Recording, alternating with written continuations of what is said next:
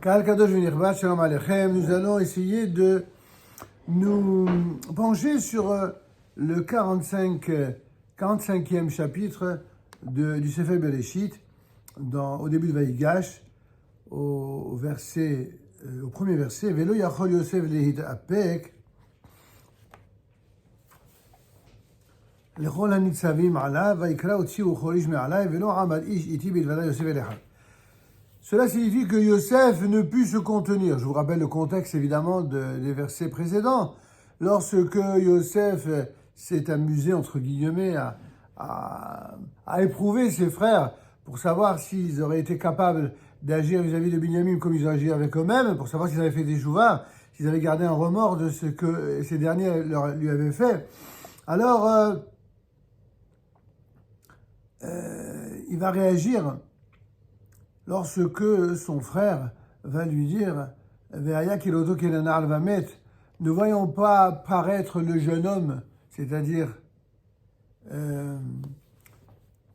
Binyamin, alors son père mourra, et tes serviteurs auront fait descendre les cheveux blancs de ton serviteur, notre père, douloureusement, dans la tombe. » Il est en train de parler avec son cœur et son âme. Et poursuit le texte, en français, je le dis cette fois, car ton serviteur a répondu de cet enfant. Il s'est porté garant à son père en disant, si je ne te le ramène, je serai coupable à jamais envers mon père.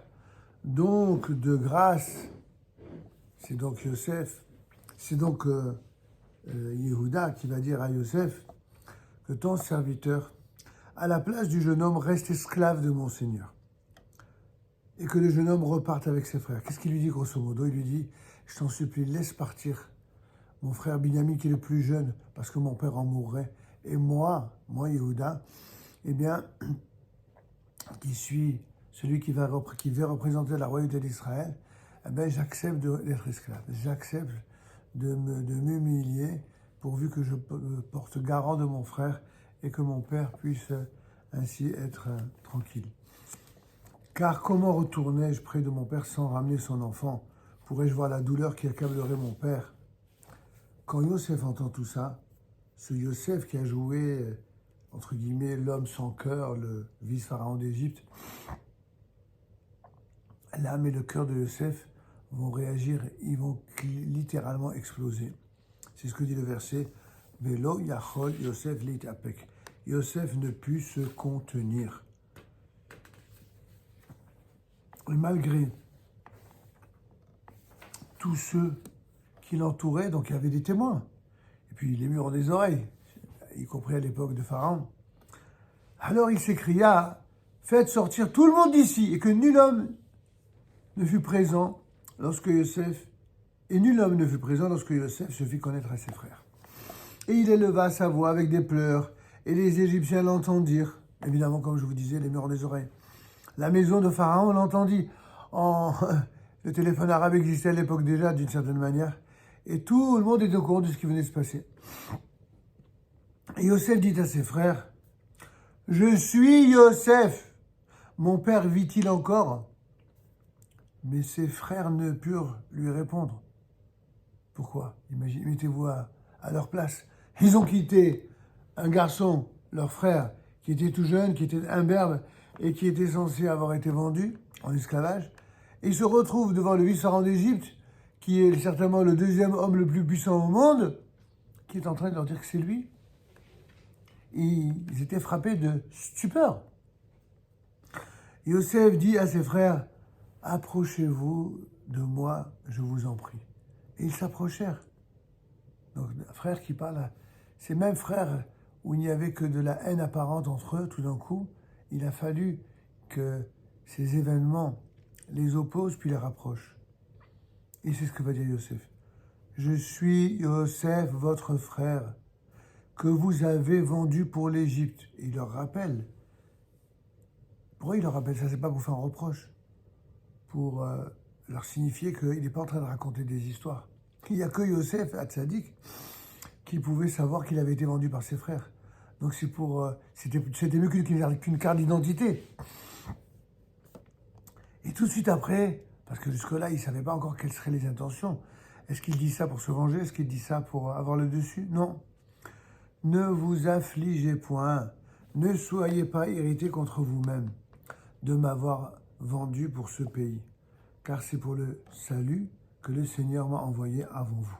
Qu'il est mihya chez la Hani Elohim, l'ifnechem.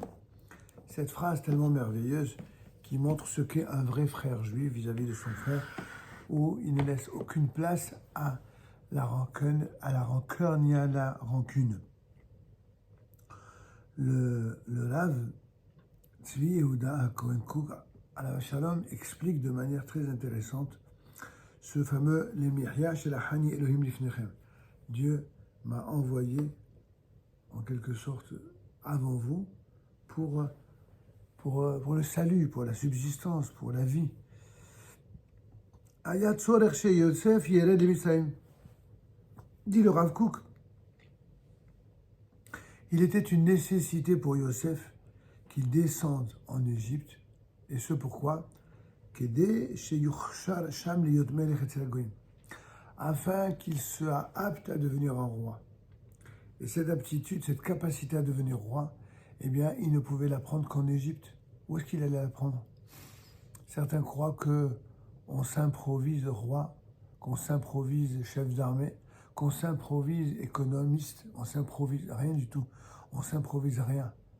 Pour être compétent dans quelque domaine que ce soit, on doit l'apprendre de ceux qui en ont la compétence. C'est d'Afka quand on est dans la Torah qu'on comprend ça mieux que n'importe qui, quand on est dans la vraie Torah.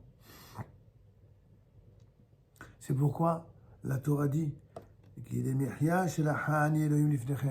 Dieu m'a envoyé avant vous pour le mihya, c'est-à-dire la subsistance, mais également pour la sauvegarde du peuple d'Israël. Tout ça, c'est une sorte de stratagème divin pour nous préparer à la royauté d'Israël. On raconte que lorsque certains Bachurim étaient d'office enrôlés dans l'armée russe, eh bien, on s'est adressé aux Talmidei Chachamim de l'époque pour leur dire mais peut-être qu'il faut déserter pour ne pas avoir à combattre, à prendre les armes. Et on dit qu'un des Chachamim consultés à l'époque fut le fameux Chafetz Chaim, qui a dit pas du tout, il ne faut surtout pas les empêcher d'aller faire l'armée, au contraire. Aujourd'hui, ils font l'armée dans une nation et dans une puissance qui est étrangère à la terre d'Israël, mais demain, le peuple juif sera sur sa terre. On aura besoin d'hommes d'armée qui soient compétents. Il n'y a qu'ici qui peuvent apprendre à cela. Et on rapporte ces propos du Chafetz Chaim, en l'occurrence le 11, c'est son propre fils, le fils du Chafetz Chaim qui rapporte ce témoignage.